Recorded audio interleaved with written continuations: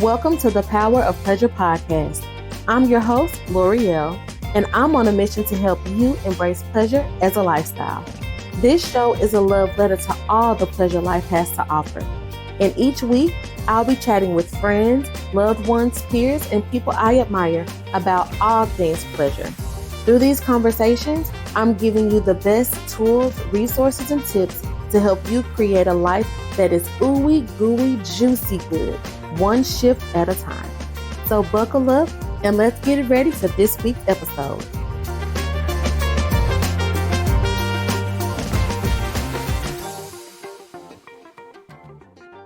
Good morning, good afternoon, good evening, beautiful people, wherever you are in the world.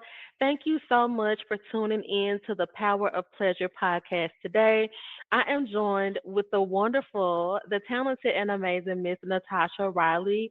She is a licensed sex therapist and a pleasure strategist. So, welcome to the show.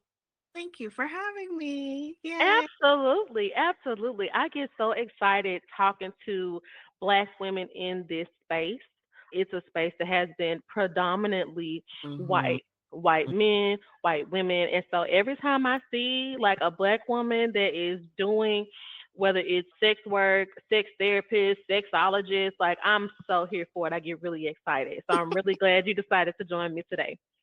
Thank you for having me. I'm excited about the conversation. I could talk about it for days and days and days. Awesome, awesome. So before we jump into it, because we're going to be talking about how boundaries can transform our relationships, and we're going to talk about being selfish, Mhm. right? And how that can help us to tap into pleasure and tap into the life that we really want. So before we get into that, take a moment to let the people know a little bit more about who you are and what you do. Ooh, who I am and what I do. I am a person that likes to walk my talk. So I wake up looking for ways to experience pleasure in my day-to-day life. I like to Mm, move slow. I don't like to be rushed. I like to enjoy things in its entirety.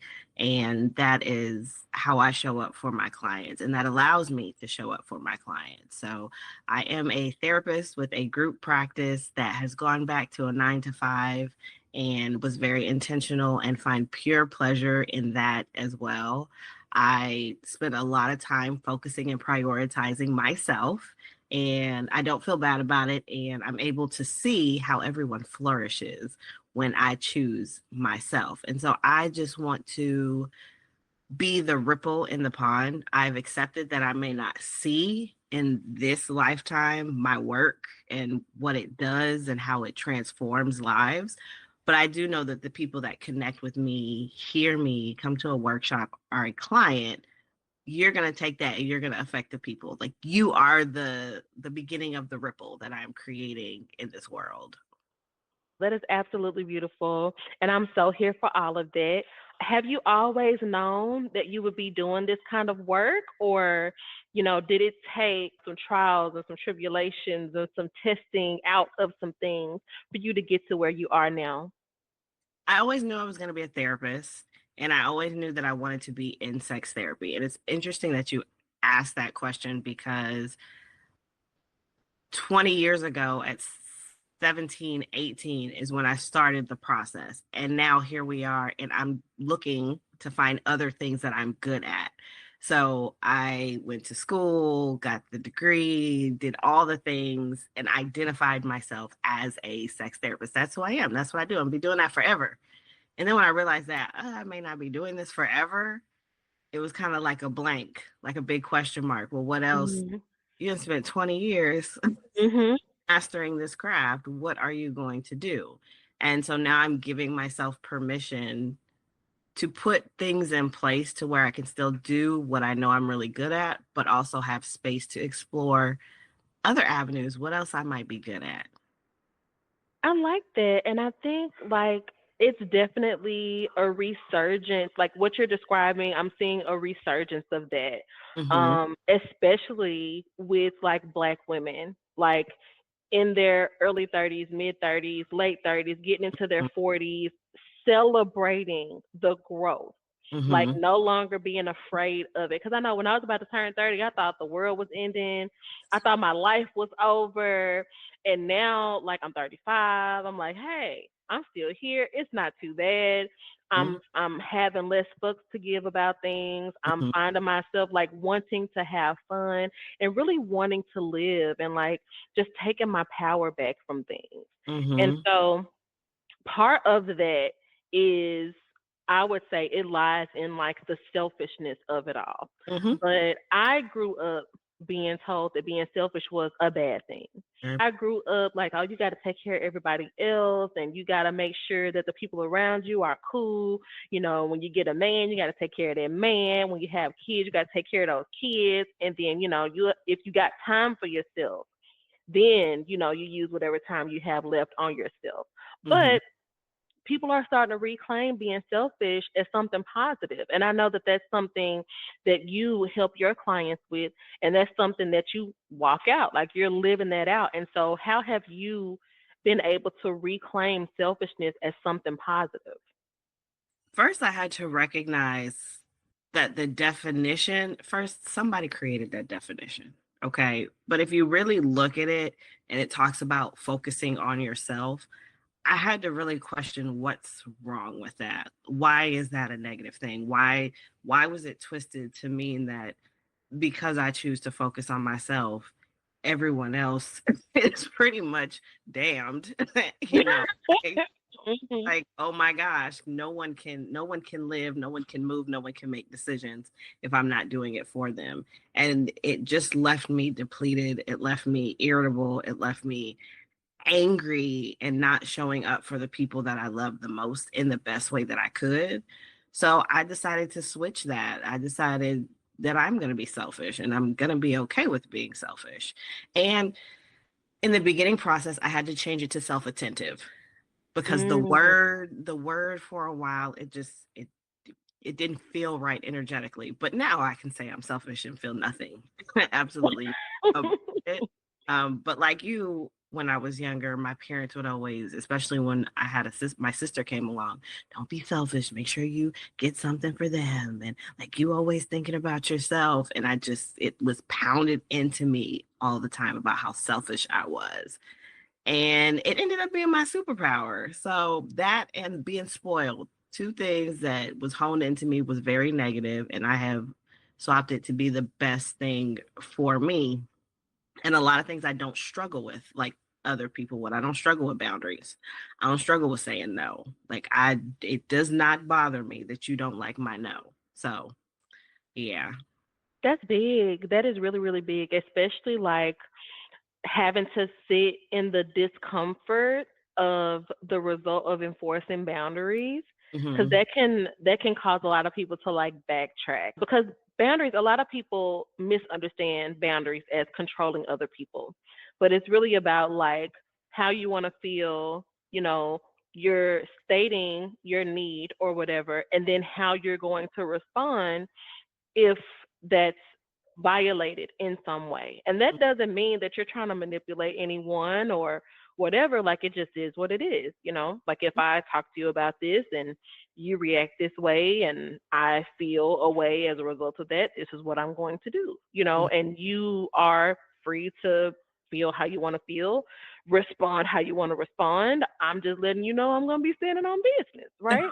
And so and so I think like when it comes to like the selfishness of it all, people worry that when you're selfish, you are doing something harmful. Hmm. And so how are you able to draw the line between, like you said, being self-attentive, prioritizing yourself, prioritizing your needs, and like not leaning into harmful or hurtful behaviors, either for yourself or those around you? Well, I believe it's the self-awareness and Mm. how it feels. There are some things when you do it, you feel that that's just not right.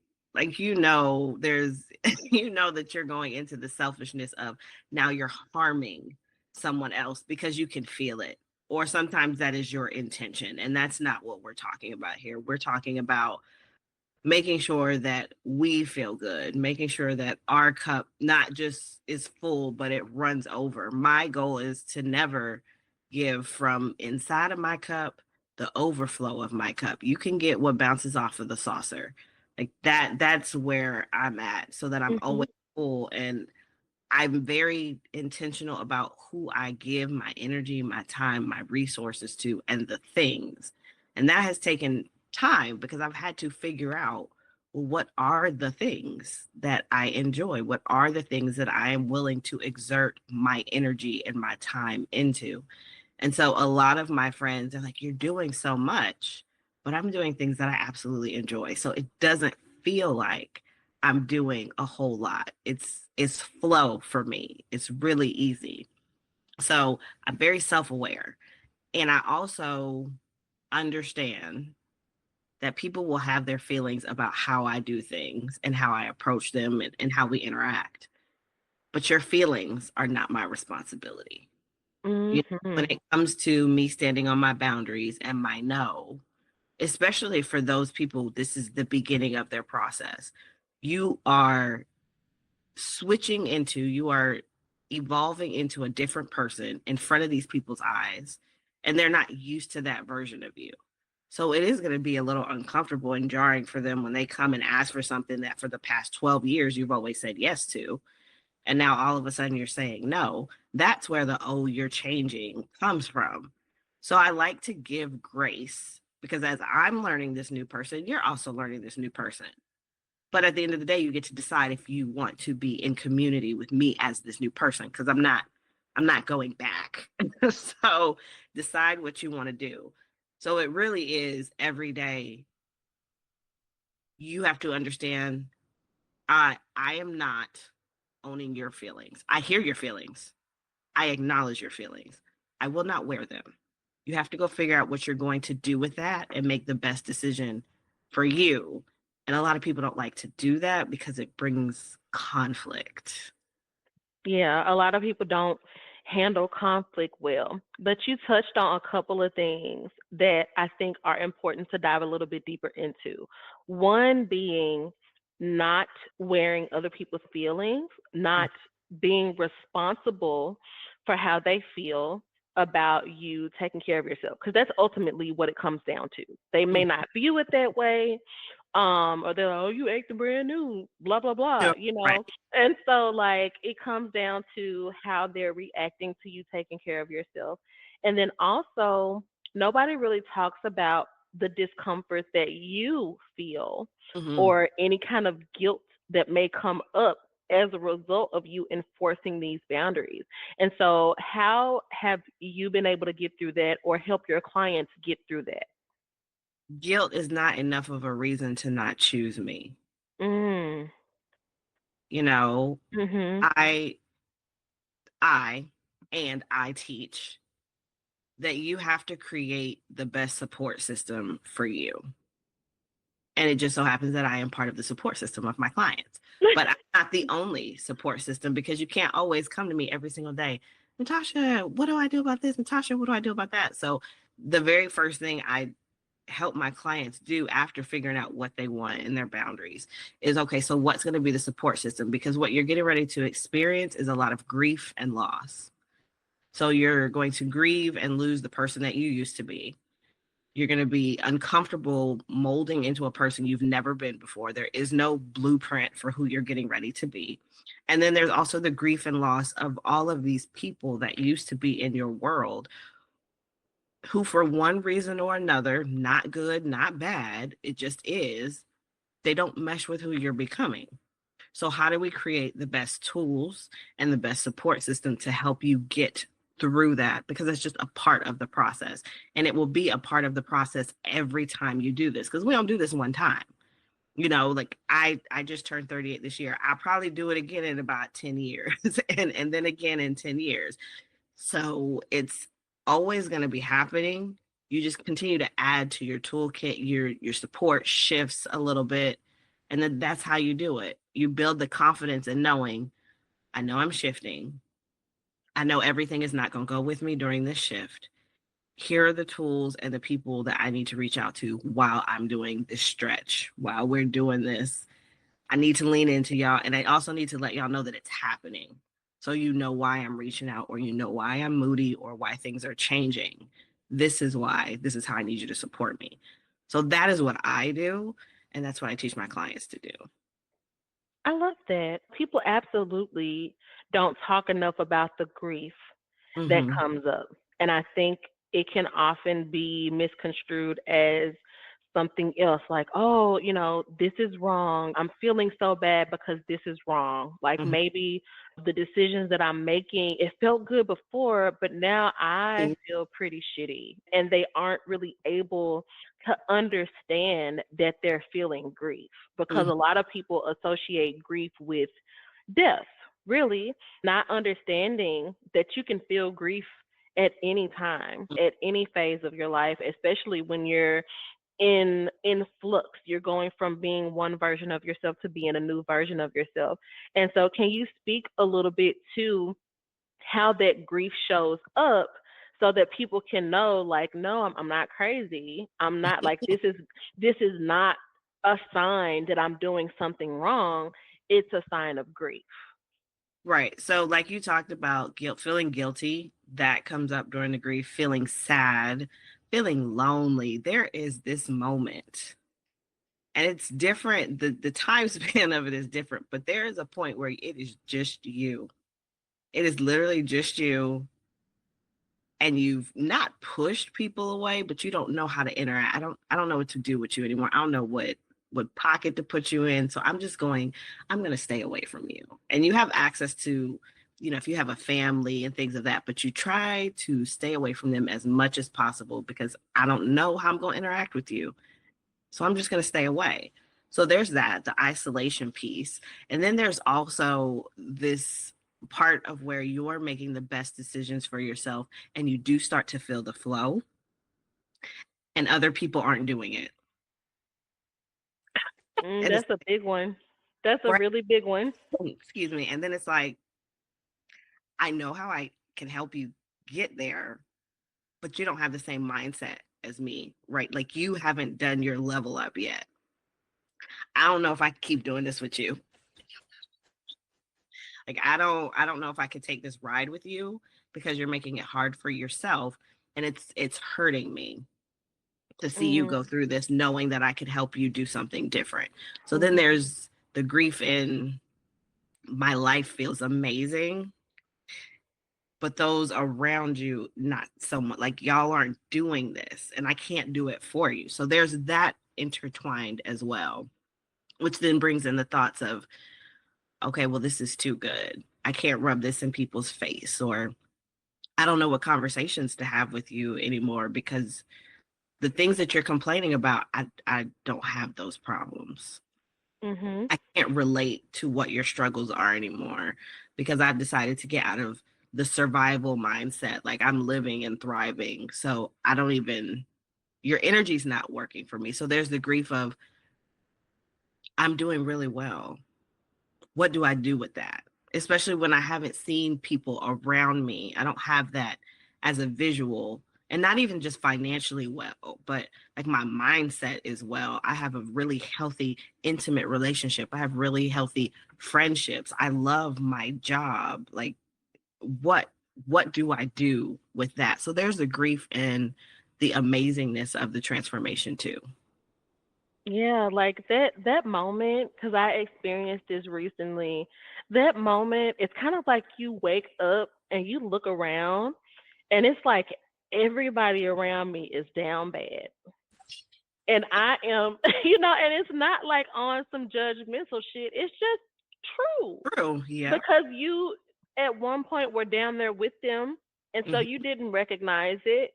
You bonding over the bullshit, Hmm. feeling seen and all of that, and then you're working on yourself, and you get to a point where it's like, damn, everybody is having problems. Hmm. I can't go to them about this anymore because I'm not worried about that. You Hmm. know, whether it's relationship problems or money problems, it's like, I don't even care about that shit anymore. Whether those issues have been resolved for you or not, you get yourself to a space where it's just not important. Mm-hmm. It doesn't matter. And so it's like I'm sorry. Like it's like I don't know what to do. Um I don't know what to do for you, especially if you're with people that come to you and then they're like, "What do you think I should do?" And then you tell them and they're like, "Okay." And then they do nothing. It's like, "Look, I can't like I can't Stop telling do this." me, right? Right. Like I'm not going to keep, giving of myself, of my time, of my energy for you to just sit there and be like, I hear you, but I probably can't even do that because blah blah blah blah blah. Like whatever.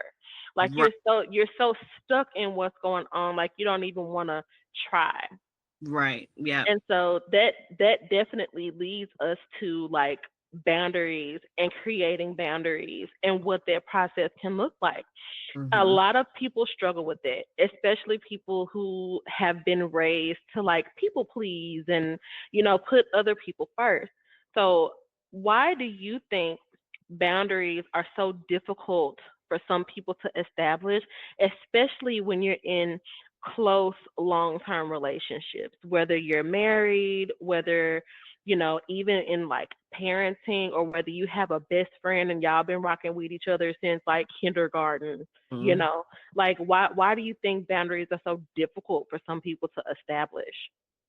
Well, because most of my clients are Black women and I am a Black woman, it's because that's not something we were taught. We don't know what that is. We don't know, like you said, we were taught to always be there and take care of people. And also, it's just we start going into that epigenetics, right? Like we have a long line of people that were not allowed to have boundaries. Like that was a no.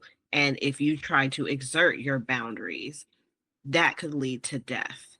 And that doesn't just go anywhere. We're not that far removed from that time in life. And so that our great grandparents are like, no, we don't do that because that could get us hurt. And then that goes into your grandparents and then your parents. So I mean, at what point down that line was somebody gonna say, this is what boundaries is and this is what I'm going to teach you? A lot of times we are in our age range are the ones that have started having that conversation. We have shifted it. So not only are we doing it, but now those, in the older generations are like, girl, what you doing? What's that thing? Tell me how you do that. Like what, I just tell them no. So they're learning from us. So it's a weird place to be the one like paving the way. I look at it as a nature trail. So someone has to wear out the trail so that it's like, oh, we can go this direction. And we are the ones that's walking it. And it's not made yet. It's going to take, and that's why I say the ripple, like, I probably won't see how much of an impact that I make because I've only started walking behind the people that I've seen, and it's not a lot. So we're walking, we're paving for the people that were before us, and we're paving for the people after us. And it just is like, okay, I'm just gonna do what I can, and that's all that I can do. But boundaries is something that we have started establishing very recently. Because even in having a conversation with my mom, self-care and boundaries and all, she was like, I'm just trying to raise my family. I'm trying to make sure that my kids were good, that y'all Mhm. great life, and that's all that really mattered. There's so much more to life for me than just making sure my kids have what they need and want. Absolutely. And I know like mom guilt is a thing. Oh Like yeah. it is a big thing. Like I'm grateful to be at the point where I tell my kids no and I'm happy about it. Like Hmm. I don't feel bad anymore. Like there used to be times where I would tell my kids no and I'd be like, "Oh my goodness, I'm so sorry." And I just kind of changed my mind. But now it's like, no. Mhm. No, like I have fun finding different ways to say no. Like when it comes to them. But I know that it's something that takes time to get to that space. And Mhm. so for people who are new to boundaries, and we're talking to smart people here, right? Mhm. Like we're talking to people who they know what it means, but Mhm. they've never seen it in action. Mhm. Can you give a couple of examples of different types of boundaries? Mhm. Absolutely. So we know that no is always going to be like your top tier going in the right direction. Because Mhm. anytime you say yes to something, you're saying no to something else. When you're saying yes to showing up for people and sure, I'll go pick up your medicine, Grandma. Yes, I'll take you to the store because you got in that accident. Sure, I will take on that case. When you say yes to all of those things, you're saying no to yourself in some capacity, Mhm. right? You're going out of your way, you're adding to your already busy schedule, you're exerting your energy, and it's all for external people. It's not for you. So, no is going to be your best friend. I think boundaries is also taking time for yourself, which people struggle with. They struggle with sitting by themselves and hearing their own thoughts and figuring out what they want because there's a lot that they've been pushing down that I don't want to hear that. But sitting by yourself is important to hear yourself. And that's something that I had to do was I have to close out all the external noise because I can't hear me. So I can't hear what I want. I don't know what my next direction is because I'm hearing you over here and this coach over here and society over here and this message and this podcast. And I gotta shut it all down so that I can hear me. So spending time with self and also just do what you want. The most foundational things. You want that candle? Get the candle. You want that food? Get that food. You need to sleep?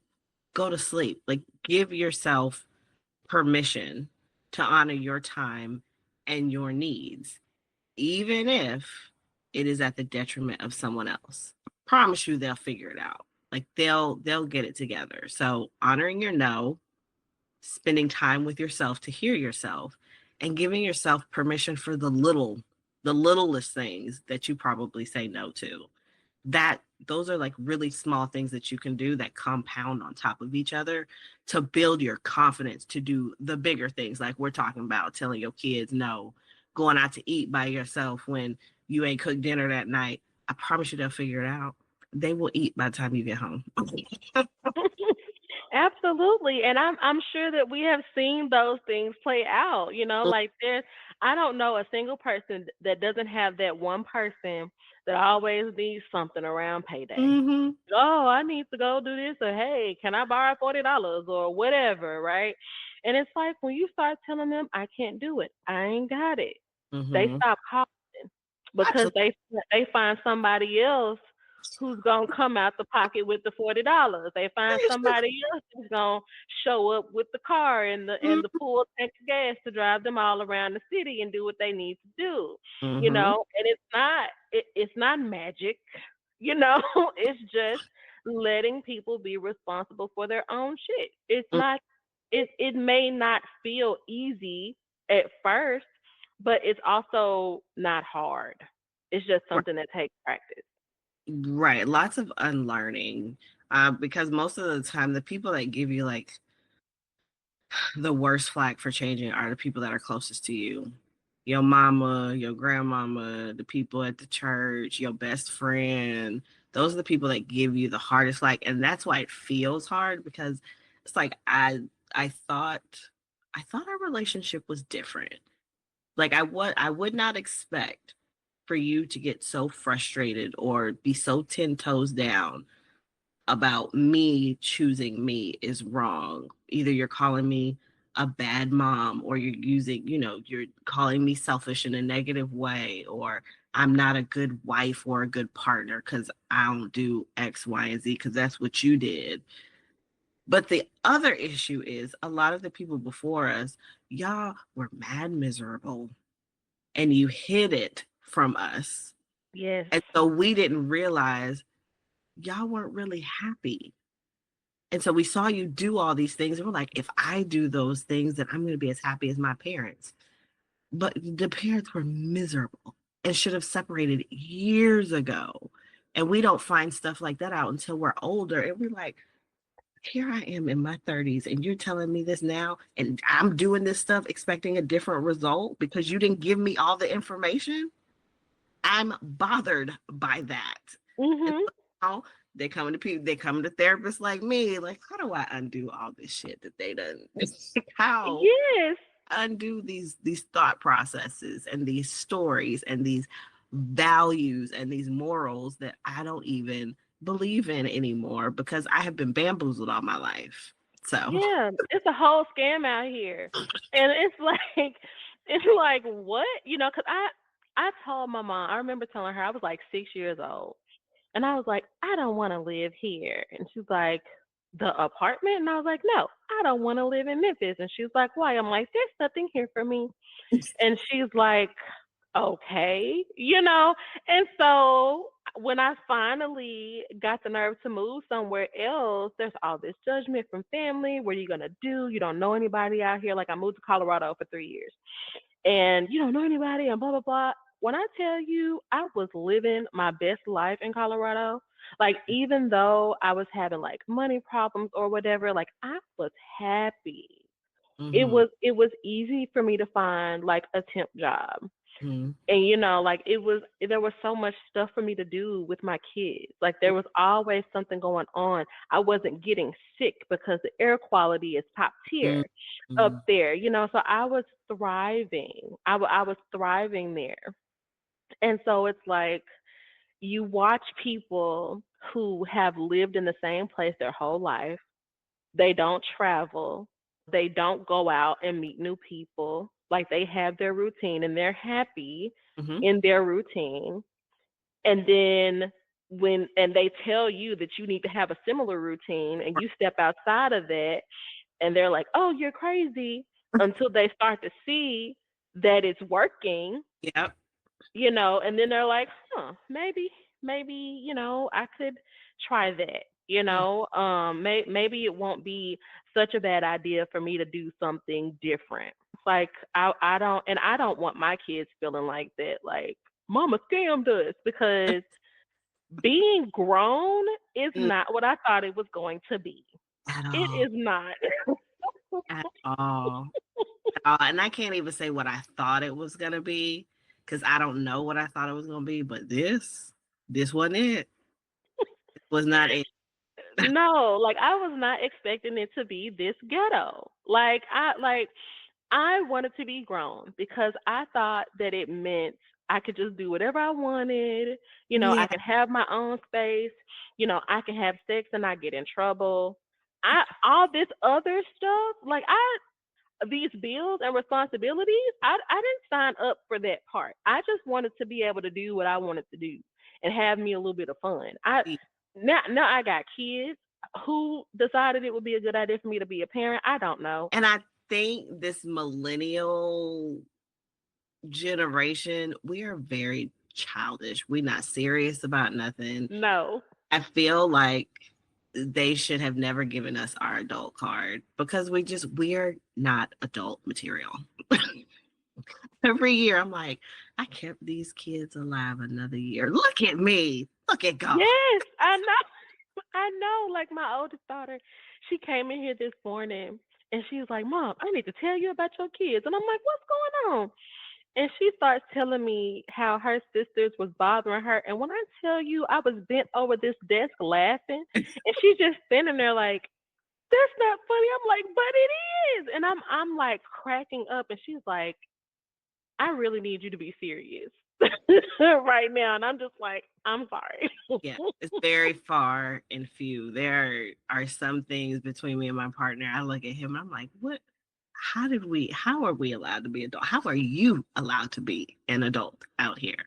So, but I think that aspect of it makes it easier for us to tap into things that we enjoy because we still have this childlike energy.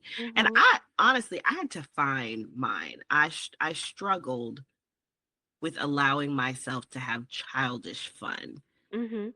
And when people would do it, it would be like, gosh, you're so childish and all that. But now on the backside, I find that there was that envy in me because I'm out here, I'm giving 150% to this job, and they don't really care about my 150%. I see them taking advantage of me while these people over here are giving 20%. They're doing horribly, and they're getting the treatment that I deserve that treatment for my 150%. Mhm.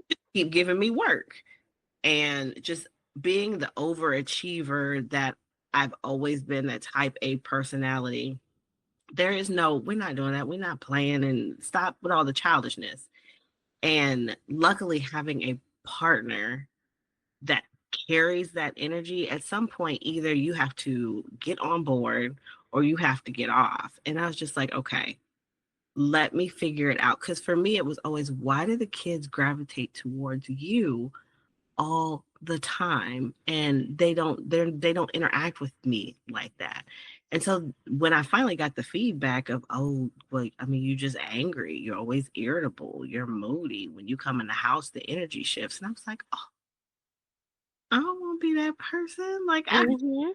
So I had to make decisions, like leaving my job, to shift that energy, to shift who I was. I didn't want to be known as that. And so now, childish all day. I have fun. I am satisfied. I love to laugh. I love to play.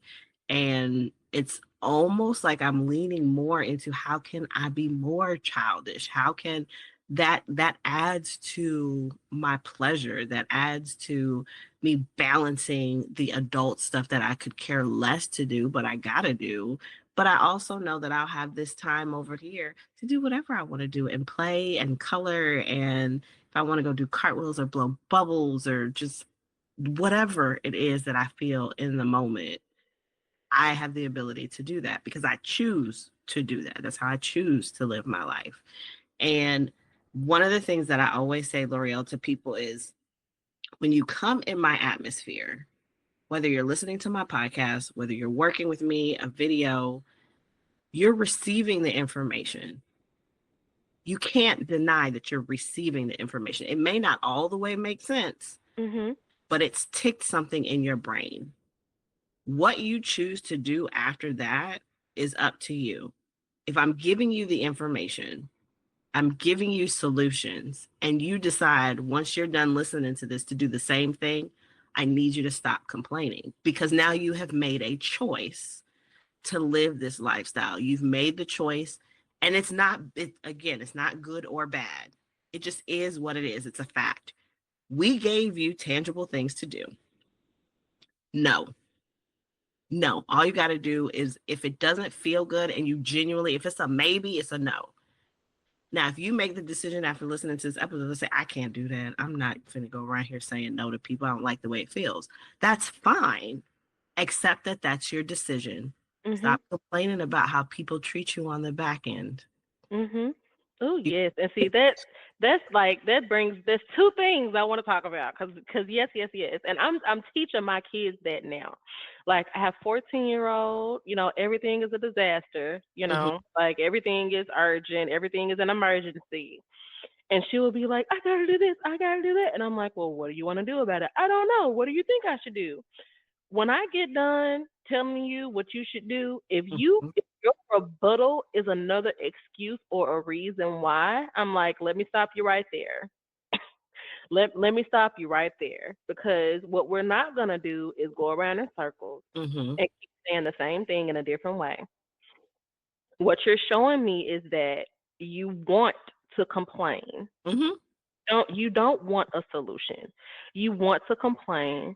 You want me to validate your complaint. I'm mhm. not gonna do that. I put my time in school. I had to do stupid assignments and deal with stupid people I've done it and and, already. and musty kids and dumbass teachers. I've done it. I Mhm, put my time in. You got to put your time in. absolutely. I will help you, but I'm not gonna sit here and listen to you complain. If you want to complain, do it on your own time. Don't bring it to me. Mhm, You absolutely. know? And then the other thing that I wanted to step back and talk about was, you said that you had to find, that childishness, that playfulness. Like, Mhm. what does that look like? Because I used to get offended with a capital O when people would be like, "Girl, you need to have some fun." I'm like, "Fun? Who What? who has time for fun? Like, are you joking? Are you are you making fun of me right now? Like, I don't have time to have fun. I have to do this and I have to do that and blah blah blah blah blah." I would get pissed off when people told me to have fun. Now I can, but I would like to hear about what did that look like for you going from feeling like it wasn't possible to leaning into finding that childishness, that part of you that needed to nurture fun. Mhm. I and tell no lies. I think it really was spending time with my youngest. Like he's so like he has a seriousness to him and he's emotionally intelligent, but he just likes to play. And so being in his energy of just wanting, can you play with this with me? Can you do this? And just watching him be so happy and laughing and everything, it was like a tug of, and seeing him do it with his dad, right? Like them doing it together and chasing each other, and like they have Nerf gun fights, and you like that's the things he wants to do. Like, what do you want to do today? I want to have a Nerf gun fight with that, and they're just running around the house and laughing and all that. And I'm just like, I want that I want that electricity that y'all have. Like I can feel that y'all are just having a good time. And so the old me, the grumpy me, is just sitting like, why are y'all doing that? Like house and all of that. Now I still don't participate in the Nerf gun fights because it brings up my anxiety trying to run and chase and find people thinking that I'm gonna get hit first. So that's not for me, but I can laugh and play along with it and not think about all the rules that you are breaking. And so it's like, okay, if I can lean into that energy, what could I do that makes me feel like Mm. that? So, okay, I like playing with Play Doh. So I'm just going to play with some Play Doh. Or there's this piece of chalk. I'm just going to write my name in the driveway. This is my driveway. I pay this mortgage. I'm going to write my name on it. Um, I like to find random events to go to. I always tell people that I found a sip and crochet on Instagram and I went and I never finished my hat, but I had a really good time. I met new people. I went by myself. So I met new people. I learned a skill that maybe I'll tap back into later down the line. We'll see. But it was different. And I can make the decision, is that something that I want to put in my fun bucket to try again later? Because I mean, it wasn't stressful. It was just something I've never done before. So I'm open to exploring things that I've never done before to give myself a decision on if I find it fun, if it's pleasing, does it bring out the perfectionism in me? If so, okay, well, why? You know what? I don't want to do that no more because it just brings out too much of my perfectionist. I want to do it perfectly.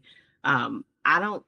I try. I don't want to say I don't at all, but I try not to allow my mind to be the deciding factor in the things that I do. I try to use my body as the tool of deciding how I'm going to do something or if I'm going to continue to do something because I can feel the excitement in my body. Like when I start doing the little dance, y'all know when you eat and you get Mhm.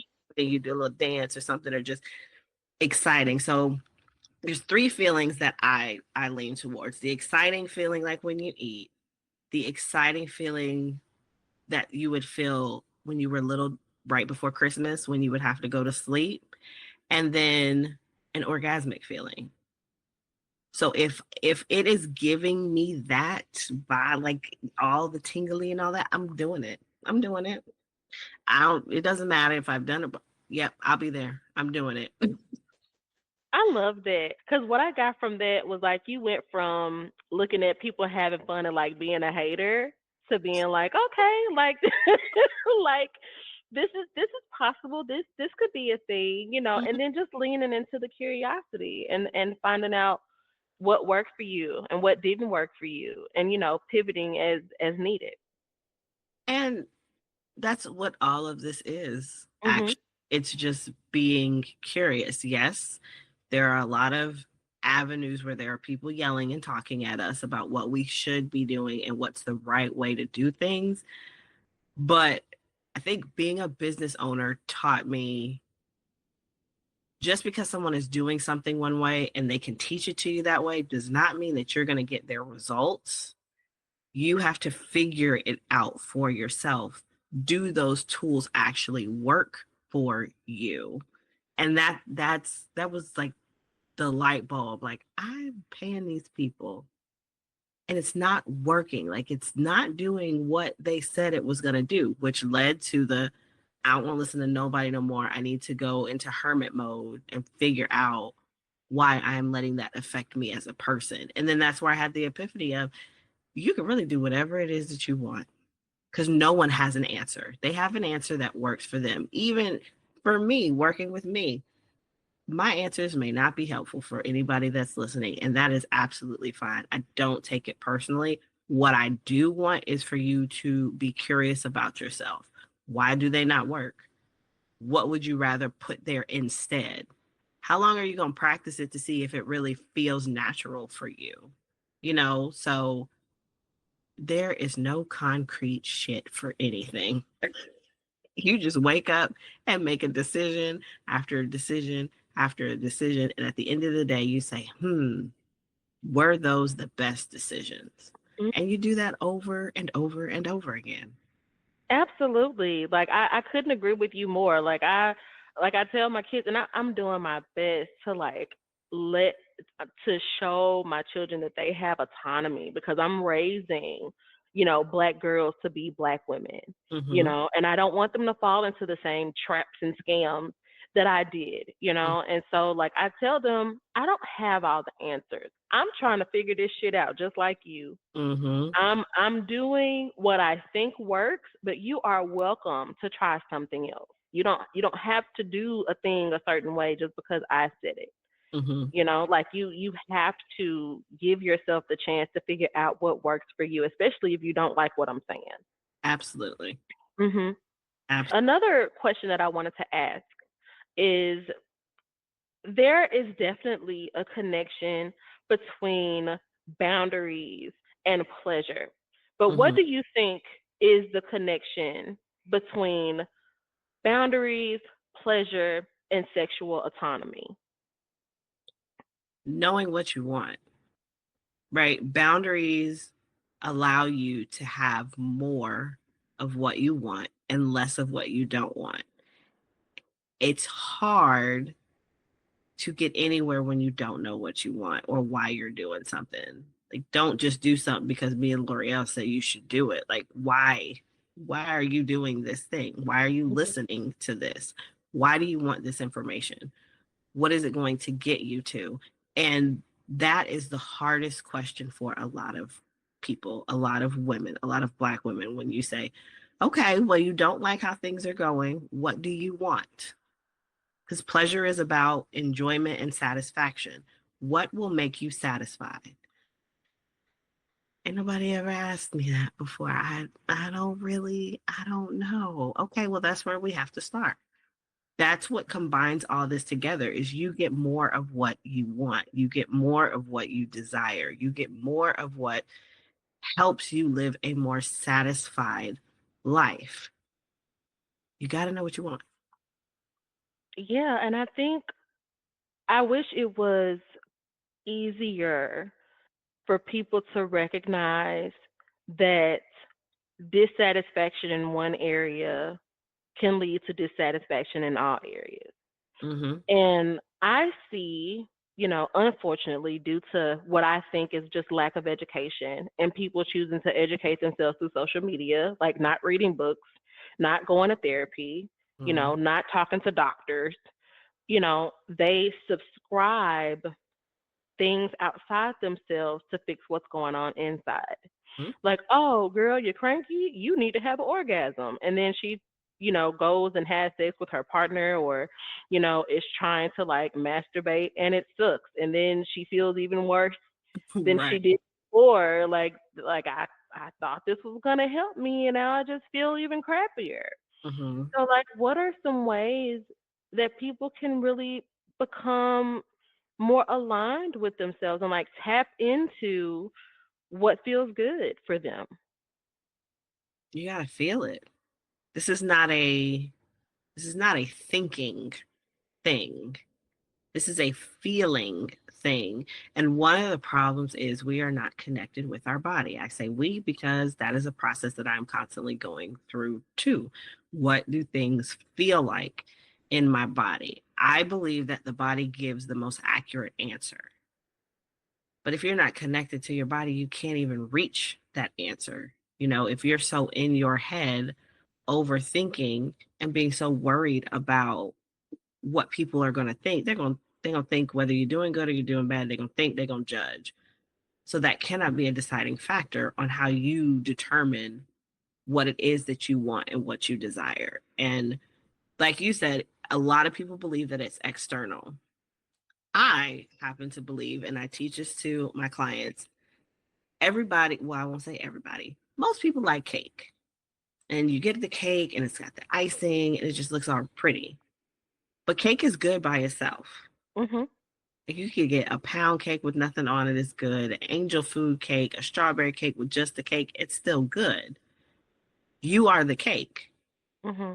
You can be good when you have all the ingredients. You can be good, just you. Now, you start adding external things that feel good. That's your icing, that's your sprinkles, that's your sauce. It adds to it, it makes it that much better. But the cake was always good. And so I think that's the mindset that we have to have is I have the ability to be good on my own. Do I love this partner? Yes. But if this partner's not here, will it make me sad? Absolutely. But I'm still good. I'm still good cake, right? Do I love my kids? Absolutely. I also know that eventually my kids are going to leave, and where will I be? I will be back with me. I love them. They're extra and they will be gone. And I'm still a very delicious cake when they are gone. So build your cake. Build your cake that tastes good. Find the ingredients that makes you the best you. Then you're able to make the best decisions for the external things that add to it. Because, and it's funny, I had this conversation with a client this past week where she was like, yeah, I realized that I'm actually really fun. And I'm fun by myself. And so if they can't enhance the fun that I have on my own, you can't come. That takes a lot of work. We have been working for probably about 2.5 years to get her to that place to where it's like, oh, my friends always told me I'm fun, but damn, I'm fun by myself. Like, I have a good time. Once you get there, you don't want to go back to where you came from. So you have to be very cognizant of who comes in the bubble, because what you're not going to do is set me back. Remember, I said it took her 2.5 years to get there. Mm-hmm. You're not going to come into my bubble and set me back 2.5 years. That was a long time and it was hard. So you're not going to ruin where I'm at. I want to stay here and I want to go further. I need to add people that are going to keep me going forward. I'm not going to add dirt to my cake. If you're dirt, you cannot come into my bubble. It's too much work that has to go, too many emotions and grief and loss and just the up and down roller coaster of growing as a person to allow one person that hasn't done their work to come in and screw me up. Absolutely not. Not having it. I love that. And thank you so much for sharing that.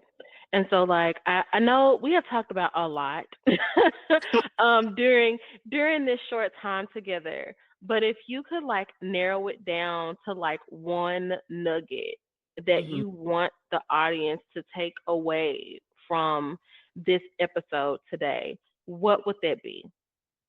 You deserve to have whatever it is that you want. Mhm. I'm here for that.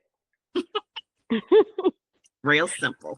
Real simple. And I appreciate it. I appreciate that because with all the we have enough noise.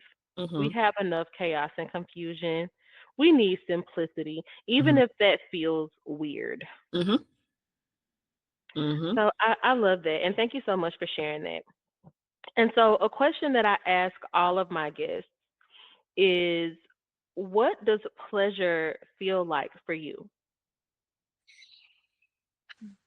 Pleasure feels like sitting outside on a not very hot day, but like a really perfect day with the wind slightly on my face and the sun kissing my face, just like a light softness where I can close my eyes and just be. That's what pleasure feels like for me. Being kissed by the elements, by nature, by those that I love, and just being. Nothing that I have to do stops the sun from kissing my face when I go outside. I don't have to do anything. It's just there. Mhm. That's what pleasure feels like to me. That is beautiful. That's beautiful. And it was the smile when I asked the question. Like you were able to just instantly go to that place. And that is so powerful. That is so powerful because there are people listening to this show right now who feel like they can't get there. Mm-hmm. Like they're just so deep down in whatever is going on, they feel like they won't get to the point where they know what feels good, where they know what makes them happy. And Mm-hmm. so for you to just instantly be like, "Oh yeah, this is what it feels like." It's like, "Yes, yes, show the people, let them know. Let them know it is possible. It's going to take work and it's going to take time, but it can happen." Mm-hmm. Thank you for that. And so, I guess my final question for you would be, what would you consider to be your non-negotiable pleasure principle? My non-negotiable pleasure principle. I've been thinking about this question, and I think my non-negotiable is my time for myself, my time for my thoughts, whether it's to reflect on the wins, how far I've come, what I want to do tomorrow. I want to talk to me. I want to hear me because that's going to help me Mm, get to whatever is next. Me, myself, having that relationship with myself is absolutely non-negotiable. that's beautiful. And I love that you, like you said when we first got started, like you walk your talk. Mm-hmm. And it's important to have those examples. Like I know for me, someone who's just beginning to walk my talk, because I've had to do a lot of unlearning. You know, I've had to really do the work to be comfortable enough to do the things that I say I'm going to do and not worry about what other people are going to say or how they're going to feel. And I really think it's important for Black women, especially, to have examples of people out here doing it in a healthy way. Mm-hmm. We have enough, in my opinion, of these people on these reality TV shows that just like fuck you and cutting everybody off and then being miserable on the back end. You Mm-hmm. know, there's ways for you to have what you want and put yourself first and be happy without having to be alone, without having to, you know, isolate, without having to completely release everyone and everything in your life. You Yeah. know, sometimes I think it takes a clean slate, but I think often people jump to that really quickly, not thinking about the consequence of that, and that can make it harder to Mm-hmm. move forward. Absolutely. Absolutely. Nothing has to be done alone. There are parts that you will need to walk alone just to get clarity, but that time is determined by you. Well, this was really good, and I'm really happy that I got the opportunity to speak with you today. And I know I definitely got some things that I needed, and I hope that the audience, got some things that they needed as well. Like you said, even if they don't take anything that we've said, at least they're thinking about it. Mm-hmm. At least they're starting to think about it. Even if they feel like nothing we said is going to work for them, they're thinking about it. Mm-hmm. And that's going to be major. And so I'm sure that the people would like to know, how can they get in touch with you? How can they follow you or even, work with you? And so how can they keep up with you online? So I am on Facebook under Natasha Chantel, and my website is javerywellness.com. So that's Javery wellness.com. So I'm back into blogging because it is very much my goal in 2025 to skedaddle off of these social media streets. Yes. So I've been exploring other ways to get my message out. And I mean, you can come over to my podcast, Owning Pleasure as a Black Woman, where I have these same conversations and bring guests on to talk about things. So I'm out there, and y'all better catch me because when I go off of social media, it's hard to find. I love that. And I checked out the blog and I was like, "Ooh, yeah." Like that's how I was able to figure out like what are we gonna talk about today? Oh, yeah. Yeah, so I love the blog. I love the website. It's very juicy, very, come get this work in a good way. Like I love it. You. It's beautiful. So go on, girl. Appreciate that because I built that thing by myself. And you did great. Like it looks really, really good. It looks great. And again, thank you so much. I'll make sure to have all your information in the show notes and everything. And I know that we will absolutely be talking to each other again soon. Thank you. Of course, of course. Till next time.